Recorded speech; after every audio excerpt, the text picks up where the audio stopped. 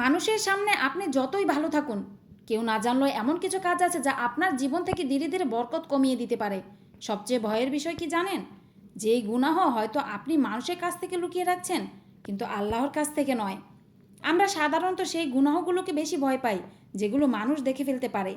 মানুষের সামনে ভুল করলে লজ্জা লাগে, কেউ খারাপ কিছু বললে ভয় হয়, সমাজ কি বলবে সেটা নিয়ে চিন্তা করি।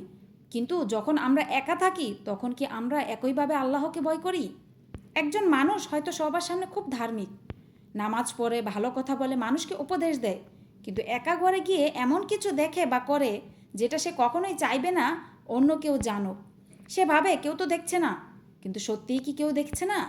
আল্লাহ দেখছেন। কোরআনে আল্লাহ বলেন, তিনি চোখের খেয়ানত এবং অন্তর যা গোপন করে তা জানেন। অর্থাৎ মানুষের চোখ এড়িয়ে যাওয়া সম্ভব, কিন্তু আল্লাহর দৃষ্টি থেকে কিছুই লুকানো সম্ভব নয়। আর গোপন গুনাহের সবচেয়ে বিপজ্জনক দিক হলো, এটা অনেক সময় মানুষকে ধীরে ধীরে এমনভাবে বদলে দেয় যে সে নিজেই বুঝতে পারে না। প্রথমে একটা ভুল করতে বিবেক কাঁদে, তারপর আবার করলে অপরাধবোধ একটু কমে যায়, কয়েকদিন পর সেই একই কাজ আর তেমন খারাপও লাগে না। এভাবেই একটি ছোট্ট গুনাহ অভ্যাসে পরিণত হতে পারে। আর যখন গুনাহ অভ্যাস হয়ে যায়, তখন সবচেয়ে বড় ক্ষতি হয় আমাদের অন্তরে। নামাজে মন বসে না, কোরআন পড়তে ইচ্ছা করে না, দোয়া করতে অলস লাগে, এবাদতকে ভারী মনে হয়। তখন মানুষ ভাবে, আমি কেন আগের মতো শান্তি পাচ্ছি না?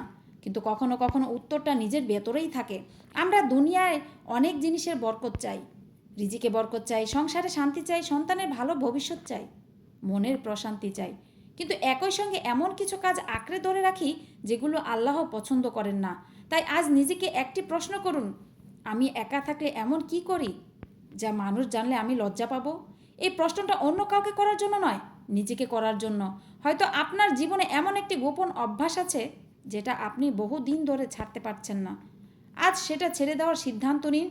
কারণ আপনি যদি আল্লাহর জন্য কোনো গুনাহ ছেড়ে দেন, তাহলে মনে রাখবেন, মানুষ না জানলেও আল্লাহ আপনার ত্যাগ জানেন।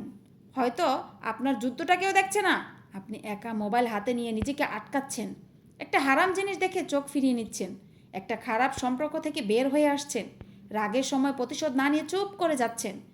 কেউ হয়তো আপনাকে বাহবা দেবে না, কেউ বলবে না তুমি আজ খুব ভালো কাজ করেছো, কিন্তু আল্লাহ জানেন, আর একজন মমিনের জন্য সেটাই যথেষ্ট। তাই নিজের গোপন জীবনটাকে সুন্দর করুন।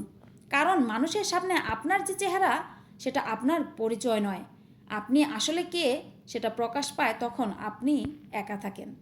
মানুষের প্রশংসার জন্য ভালো হওয়া সহজ, কিন্তু আল্লাহর জন্য গোপনে ভালো থাকা এটাই আসল পরীক্ষা। আজ থেকে চেষ্টা করুন, একা থাকলেও এমন কাজ করবেন না